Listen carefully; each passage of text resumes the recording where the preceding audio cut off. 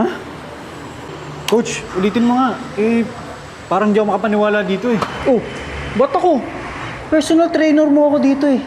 Saka di ba sabi mo, walang mat sa trabaho ko? Ganun. Ano ba nangyari? Madami yung nagsasign up ngayong buwan, pero bakit na short pa rin tayo?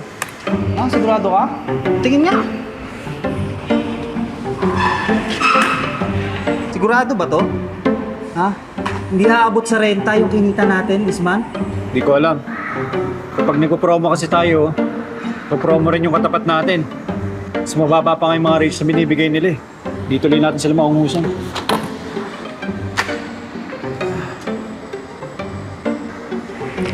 Wait lang. Wait. Yun! Ano yan? Ang sagot sa problema natin. Corporate account. Sa isang kontrata, magkakaroon agad tayo ng 100 na members. Talaga? Oo, ito. Ito, timo. Ano? Merong humihingi sa atin ng proposal para sa wellness program. Ayos O yan. para sa kumpanya nila. Baka ito na yung chance para masave natin yung gym natin. Sige. Subukan natin to. Diba? Ano kaya kung mag-offer tayo ng 60% dun sa first 50 employees na mag-enroll, no? Tama. Ganda yan. Maganda yan, coach. Ha? Sorry kumuha lang ako ng tubig. Baka na-dissolve ko kayo. Ano ka ba, Coach Jenna?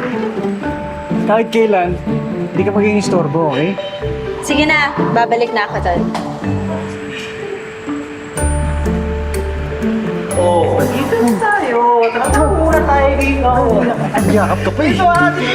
Unahin mo natin yung problema natin, Okay, ha? sige. Oo, dyan na. Ito talaga. Titingnan mo. Yes. Konting panahon na lang. Makukuha ko na siya.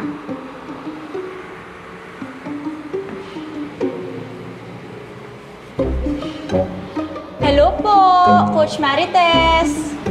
Hi, Coach Jenna.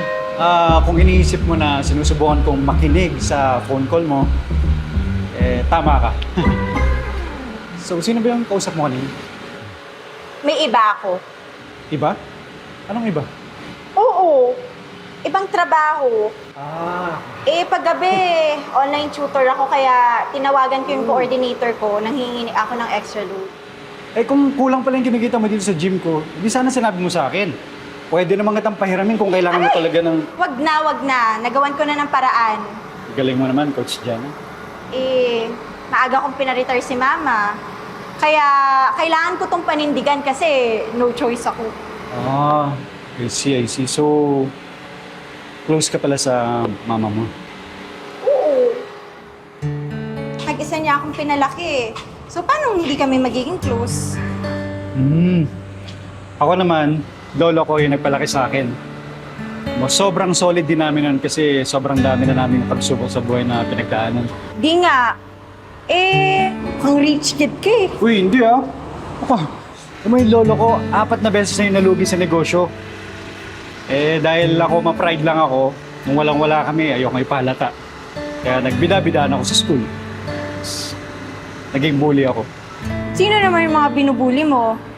Yung mga mas mahirap sa'yo, no? Oo, ganun. Yung mga nag-avail ng financial assistance sa school, ganun.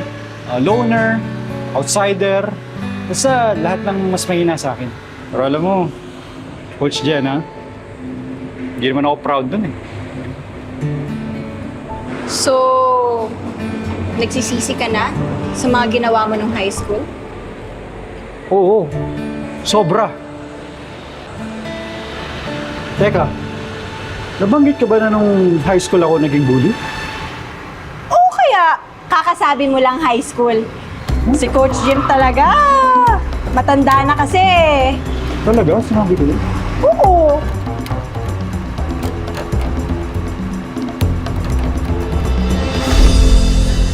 Coach Dwight, pwede ba makisingin saglit? Oo. Titingnan lang ako.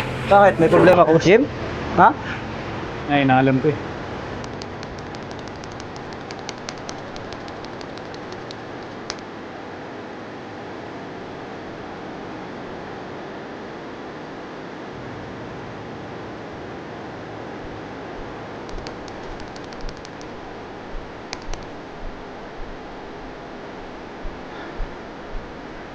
GNBX?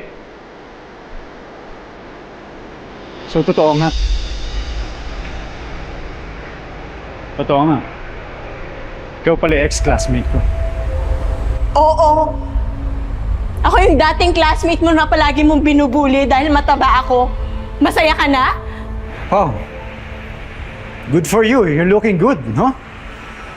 Hindi halata sa'yo na sinisira mo ko pa ilalim. Kaya naman pala hindi kami manalo sa kalaban namin eh. May nagli-leak ng strategies ng Jim's Gym. Aaminin ko.